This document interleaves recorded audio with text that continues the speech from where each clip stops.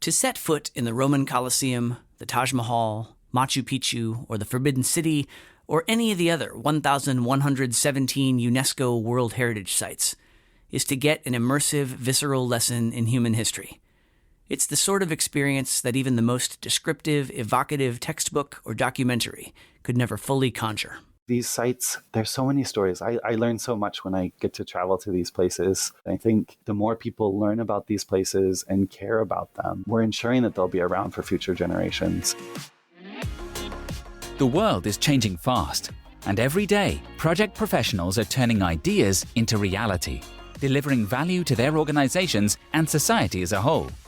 On Projectified, we'll help you stay on top of the trends and see what's ahead for the project economy and your career. This is Projectified. I'm Steve Hendershot. On the 15th of April in 2019, a fire at the famed Notre Dame Cathedral in Paris raged for half a day.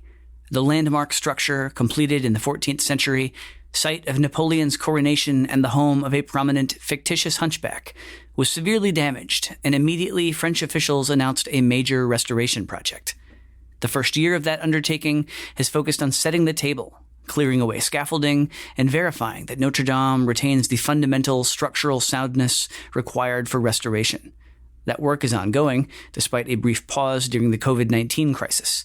And when the church bell rang out in support of healthcare workers on the one-year anniversary of the fire, it was a reminder of the symbolic power of historic cultural sites. Such important projects require creative, skilled leaders. And if you think your skills might need a boost, you might benefit from today's sponsor, pmtraining.com. From live virtual classes to online courses available on demand, PM Training equips students to earn PMI certifications, including the Project Management Professional, or PMP. And Projectified listeners are eligible for discounts of up to $400 per class. Just enter the link, pmtraining.com/podcast. Today, we'll hear from two project leaders whose work is focused specifically on the conservation of cultural heritage. The first is Ray Pepi, president of Building Conservation Associates in New York City, a pioneering conservation firm that he founded in 1985. BCA's recent portfolio includes work on the United States Capitol in Washington, D.C., and St. Patrick's Cathedral in New York.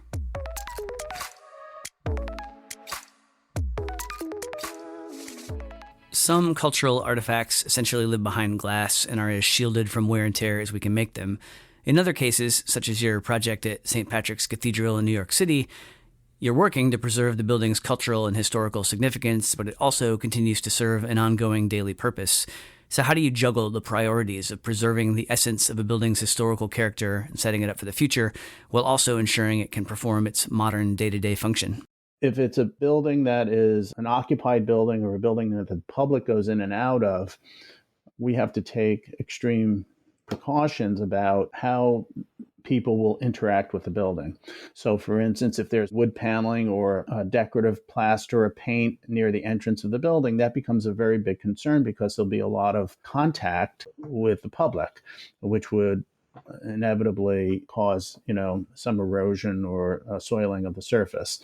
And so we take measures to try to protect those surfaces because we know there's going to be a lot of contact or potential contact.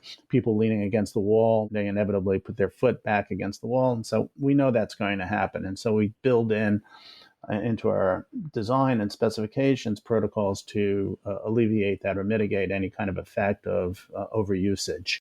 To what extent are you able to identify and mitigate those risks during the research and design phases rather than having to flag and address them down the road?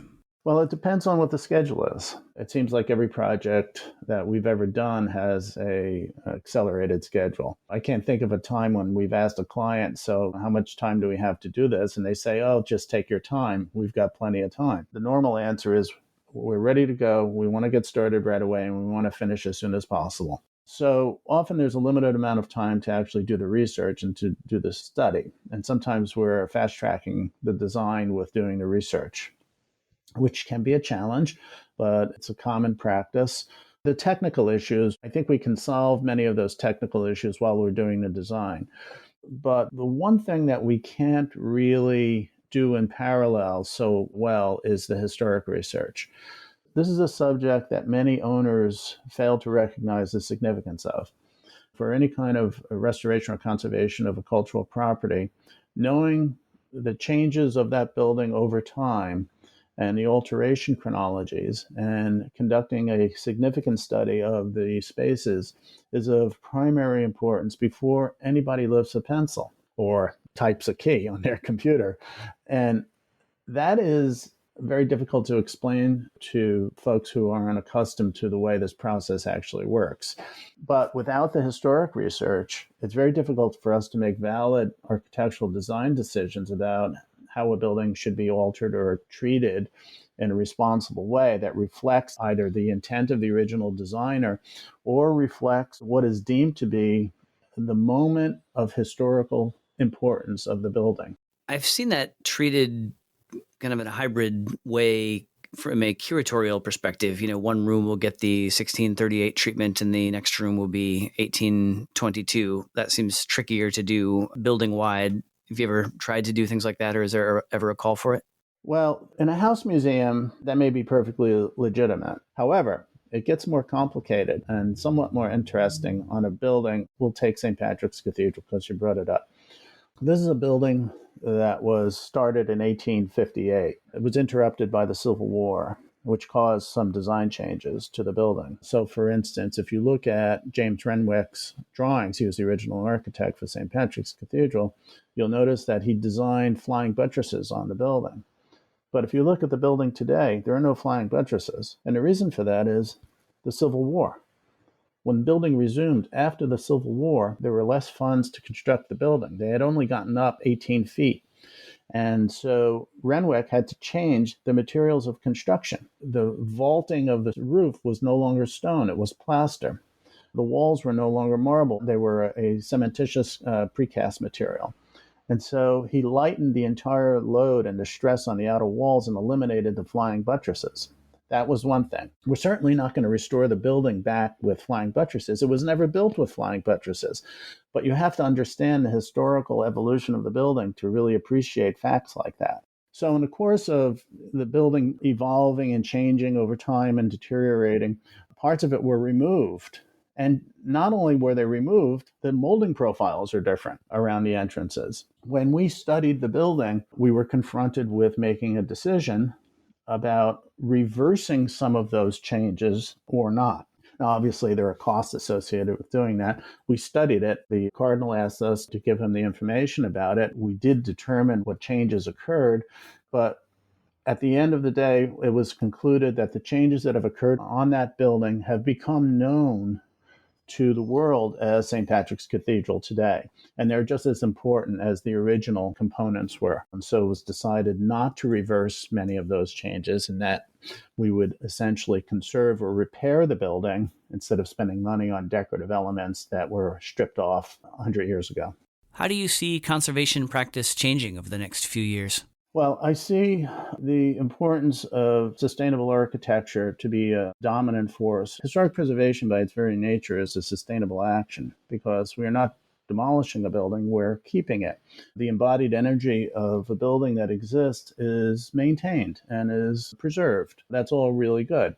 I think that there is an ongoing discussion or conversation about the priority of maintaining the character of a historic roofline, say, and installing solar panels. In order to make those decisions, there needs to be advances in our thinking about the value of certain types of architecture and whether we need to have 5,000 of the same types of historic buildings, say, perfectly preserved versus having some representative number of them perfectly preserved, but having perhaps the larger bulk of them adapted to be sustainable buildings so that we have a future to enjoy these buildings in.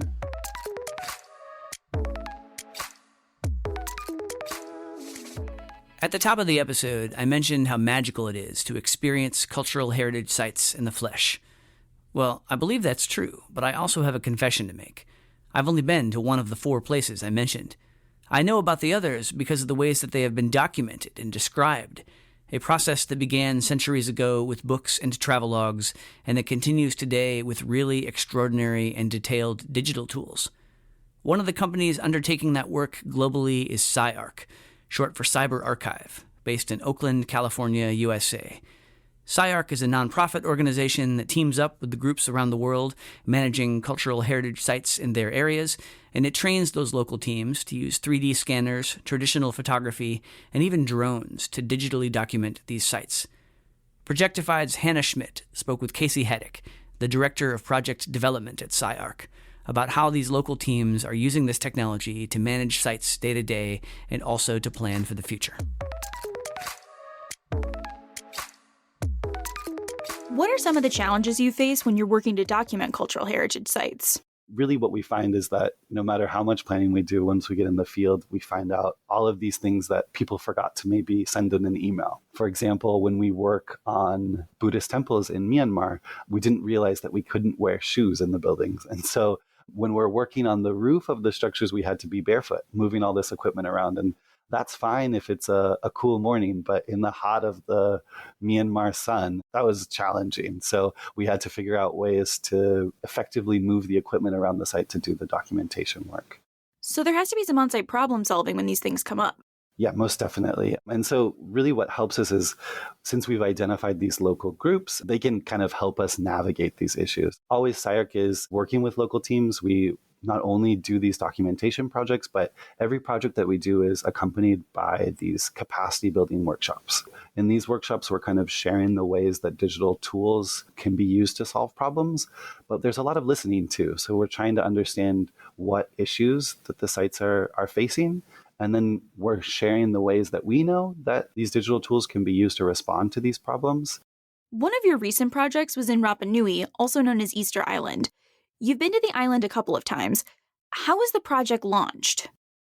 We had received funding from Oculus, which is this virtual reality group within Facebook, to create a virtual reality educational game around climate change impact on cultural heritage. Rapa Nui is cited as one of these examples that as climate changes, the island is struggling to adapt to this new kind of paradigm. And so I contacted them, and together over 6 months, we identified 10 sites that were being negatively impacted by climate change. And then we did that project together. And then we've now gone back 2 times since then. I just returned a few weeks ago, where we were able to document that site from 2017 and actually witness the changes. Even just visually, I could tell. I went back in 2017 and I went 2 weeks ago, and I could see the changes that were there. And with these 2 digital models that we now have, we can say exactly how much the site has lost of its material. These monuments, they have spiritual significance. I don't know if you're familiar, but they're called ahu, these platforms, and then on them are these giant stone statues. And each of these statues was made to represent a living person from hundreds of years ago. Losing that heritage is very personal to the people of Rapa Nui, and that heritage is very important and is imbued with all of this spiritual significance. And a lot of times in those same places where these sites are human remains as well, so burials. And so at this site that we worked at just a few weeks ago, you could see where this human remains were falling into the sea. That's a very personal story, and just kind of underlines the importance of doing this and equipping site managers with the tools that they can manage the mini sites underneath their care. What's the team in Rapa Nui going to do with all of the documentation that you've all gathered over the years? So following our project in 2017, the team on the ground actually went ahead and purchased all of the equipment that we use. So now they have a laser scanner, they have drones, and they have terrestrial cameras. There's many thousands of sites under their care. And so even when we're not there, they're using these same tools to create 3D models that they can use to better manage and understand the threats that are going on to these sites. So in Rapa Nui, it's an interesting case. So even though it's controlled by Chile, the island is not really Chilean. The people are kind of Polynesian, more related to Hawaiians and Tahitians. And so the national park there is actually managed by an indigenous group called Mauhenua. We've worked with both the Chilean government and Mauhenua. And so they're using the data to make decisions on the management. They're using the data to share with the Chilean government, look at what's happening, and we need to do something. And so then they're making decisions to rebuild the seawall to protect the site from erosion or that kind of thing. It's really to make concrete steps to protect these sites. Not only is it to share what's going on, but it's in order to make decisions on whether or not they move sites or whether or not they create structures to protect them. Right now, the indigenous group is creating a seawall to protect a really important ahu that is close to the community that lives there. And so they've been able to use digital documentation to kind of understand how the site is being impacted by erosion, and then kind of use that to communicate to both the Chilean government and the community on the necessity and the need to do this intervention. What do you hope these projects do for cultural heritage sites and the teams managing them, not only in the short term, but also in the future? We're always focusing our work to ensure that the data that we capture is not just data that's collected and put in a hard drive somewhere. So we always want to make sure that the data has utility in the short term, whether this is providing an accurate record so conservators can understand cracking or deterioration, or if the data is shared with the public to kind of raise awareness for the heritage. We're always looking to solve problems in the short term, but as well, like, the very nature of this very accurate point-in-time record of the data allows site managers, in case something catastrophic happens in the future, if there's a fire or an earthquake, that they can use that really accurate record to rebuild or like have a record of how it was, which goes much beyond maybe photographs or notes of the monument. Fortunately, this hasn't happened in many instances where we've worked, but there's been a few cases. One, when arson affected these wooden tombs in Uganda. So fortunately, there was data before the arson attack happened on the building. And so even though the building was lost completely, it was able to be rebuilt using the models and 3D drawings that we had generated from that project.